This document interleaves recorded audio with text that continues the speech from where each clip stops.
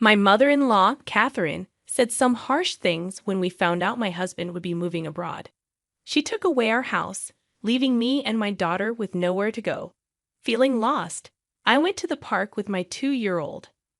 Out of nowhere, police surrounded us and asked us to go to the station in the pouring rain. Shivering from the cold, I followed them. At the police station, I was surprised to find Emma, a 35-year-old woman, waiting for me. She shared her story of meeting her husband, Bob, at work, getting married, and having a daughter named Lily. Emma, Bob, Lily, and Catherine, my mother-in-law, lived together in a new apartment. They initially rented, but after Catherine's husband passed away and she had knee problems, they bought an apartment for better accessibility. They considered a house but opted for an apartment with an elevator. They made a down payment and took out a 35-year loan. Bob's company doesn't usually transfer employees often, but since we bought our house, they assured us he wouldn't be moved anytime soon.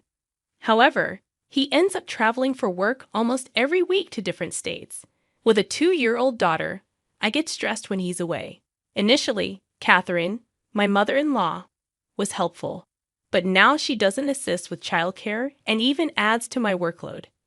She leaves dishes around without cleaning them, and even when I ask her to rinse them, she just apologizes without taking action. Interestingly, she rinses the dishes when Bob is around, and I only noticed recently. I used to think it was okay since she occasionally helped, but now I believe she's intentionally making things difficult for me. She also plays games, like asking if I need anything from the store and later saying she actually did. This happens frequently. Despite her knee problems, I wanted to help her, but my willingness to assist is fading. I considered talking to Bob, but I didn't want to stress him more. Catherine's behavior started when we began living together and has continued for years. A friend suggested it might be a form of bullying and advised talking to Bob. However, I feared that involving him could lead to Catherine being placed in a facility since she has no other relatives. I considered enduring it until an event changed my perspective. That day, I had intended to drop off Lily at my parents' place. They adore having Lily over for sleepovers.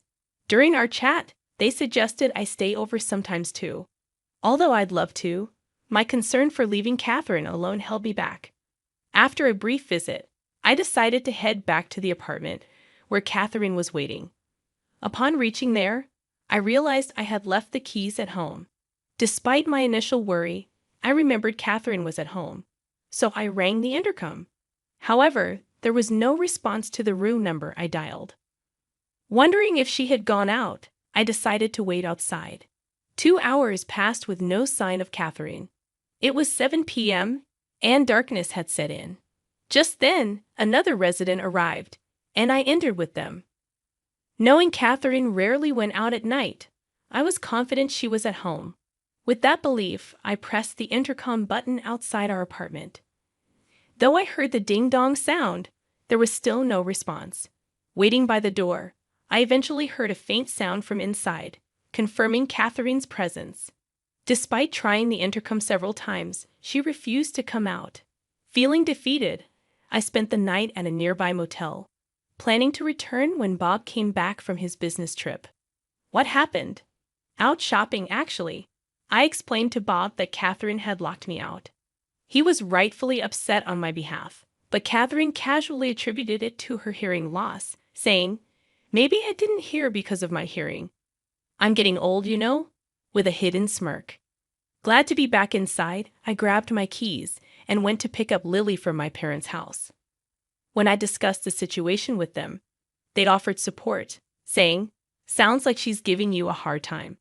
If it becomes too much, you're always welcome back here. Remember, you're our precious daughter." Their comforting words brought tears, but I quickly wiped them away in front of Lily and headed home. Things were quiet with Catherine for a while, but suddenly, Bob's permanent international transfer was confirmed. Despite just buying a place, he asked, "What do you think about staying in the U.S.? Can you handle living with my mom?" Unable to answer immediately, considering potential stress for Lily, I eventually decided it would be best for us to stay in the U.S. Shortly after this decision, Bob had to leave for Europe. Though he was concerned, work kept him occupied, so the life of me, Lily, and Catherine was about to begin. Living with Catherine took a turn for the worse once Bob left for Europe. Her attitude changed drastically. On a stormy day, Catherine surprised me with a bombshell.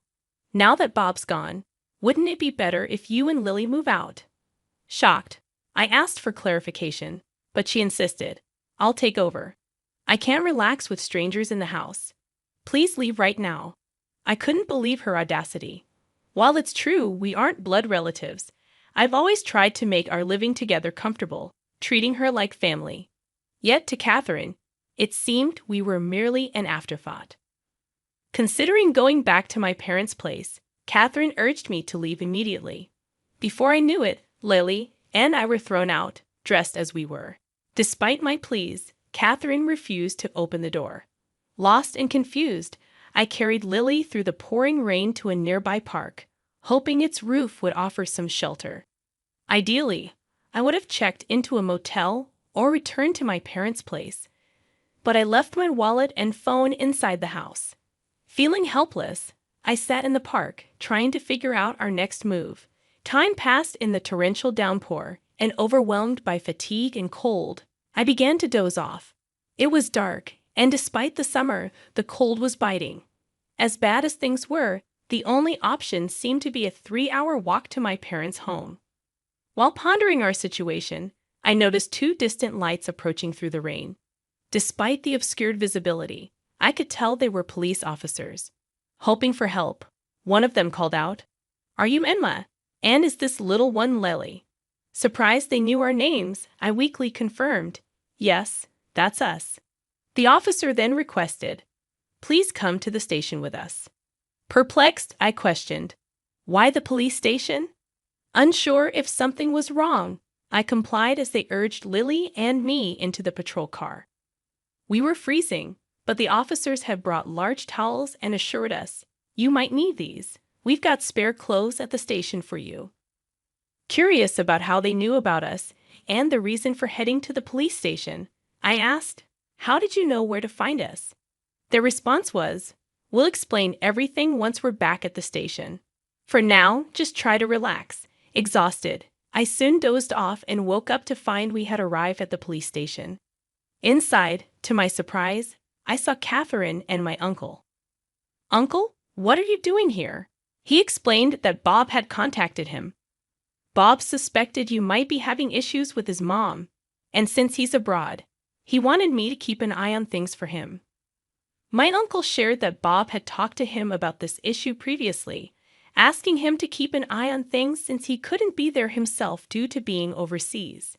He had seen us in the rain earlier and considered taking us in, but Catherine's extreme behavior prompted him to report it to the police. That's how the officers knew our location and came to our aid. Catherine, sitting on a sofa at the police station, glared at me, seemingly unaware of the reason for her presence. She argued, "Why do I have to be here? I have a bad knee. If Bob were here, this wouldn't be happening." Despite her protests, the situation arose from Bob seeking my uncle's help. In discussions with the police, the possibility of legal implications emerged, leading to the suggestion that I consider hiring an attorney. Catherine dismissed it, saying, "An attorney? That's an overreaction. I just locked the door, that's all. I didn't do anything else." My uncle defended us, highlighting the severity of Catherine throwing us out in torrential rain. He asserted that, in fact, I was the rightful owner of the house. Catherine believed Bob was the owner, but she was mistaken. My uncle, running a real estate business, had arranged a great deal on a condo for us, recommended by Bob. The property was put under my name, a decision I had been indifferent about initially but now appreciated. Following my uncle's counsel, I opted to hire a lawyer. The legal expert conveyed that evicting Catherine would pose challenges, suggesting that placing her in a care facility might be the most feasible solution. Upon learning this, I promptly called Bob to provide an update. Bob, caught off guard by the escalation of the issue, expressed his desire to return from Japan for a thorough discussion. He mentioned considering the option of placing Catherine in a facility. Unaware of these developments, Catherine, still at the police station, casually snacked on crackers. Unable to return home with her, I decided to seek refuge at my parents' place until Bob's return. With Bob expected back in a week, I had some time to contemplate our next steps. If Bob didn't stand by me, divorce seemed like the only recourse. Regret lingered, wishing I had sought advice sooner. A week later, Bob returned from Europe, and I moved back home from my parents' place.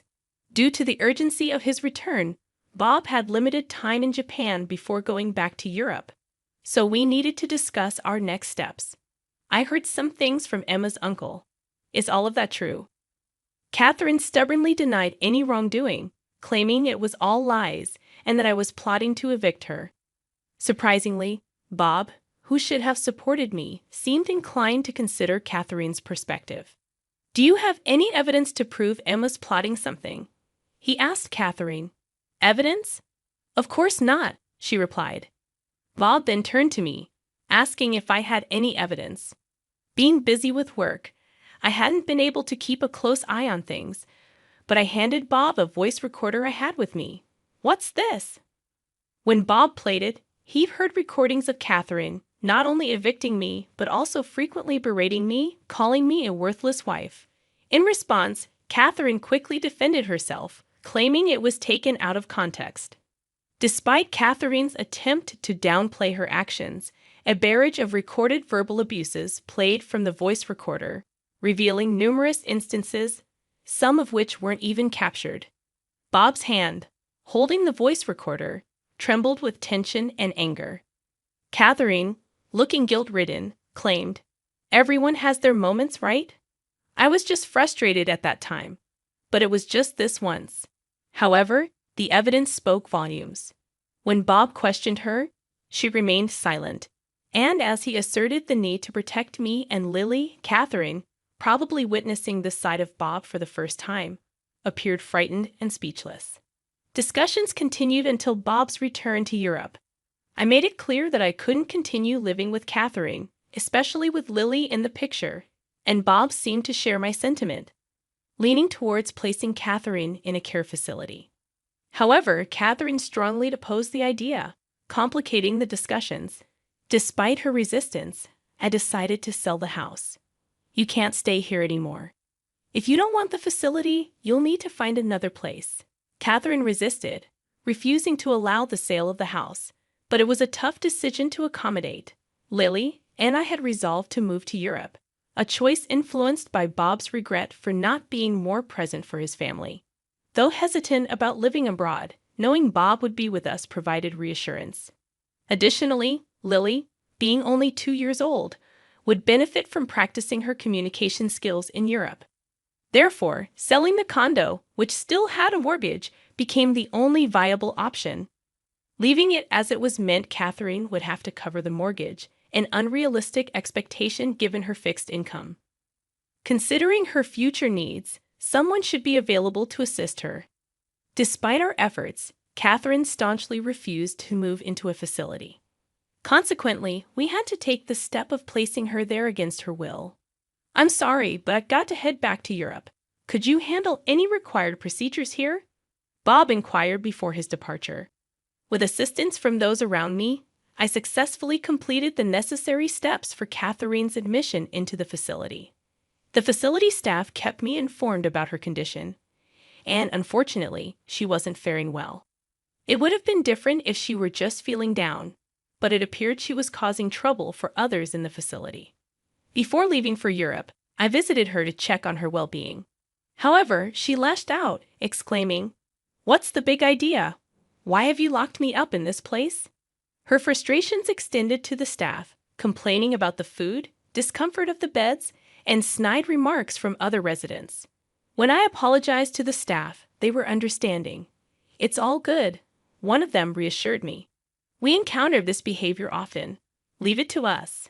We'll keep you updated, and if anything arises, we'll give you a call, so don't worry." Despite enduring harassment from Catherine during our time living together, I couldn't shake off my worries as I headed to Europe.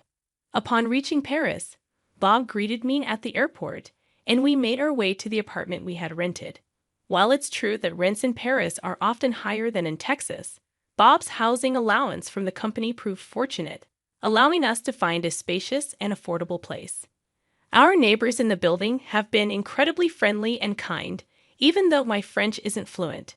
Just yesterday, a neighbor shared wine and cheese, and I reciprocated with some mac and cheese. Meanwhile, I'm gradually learning French alongside my daughter Lily, recognizing the limitations of self-study. I've also enrolled in a language school, where I've made friends with fellow Americans new to France. Life in Paris is truly enjoyable.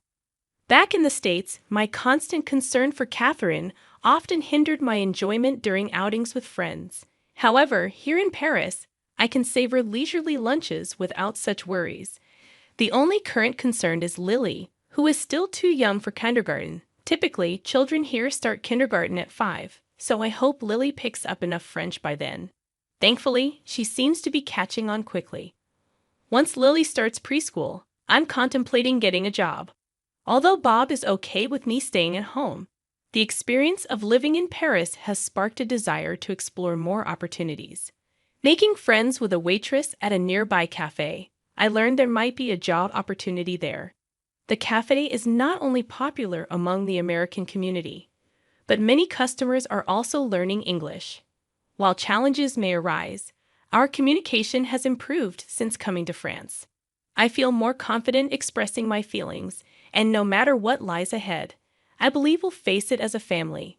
Right now, I'm experiencing a level of happiness I've never felt before.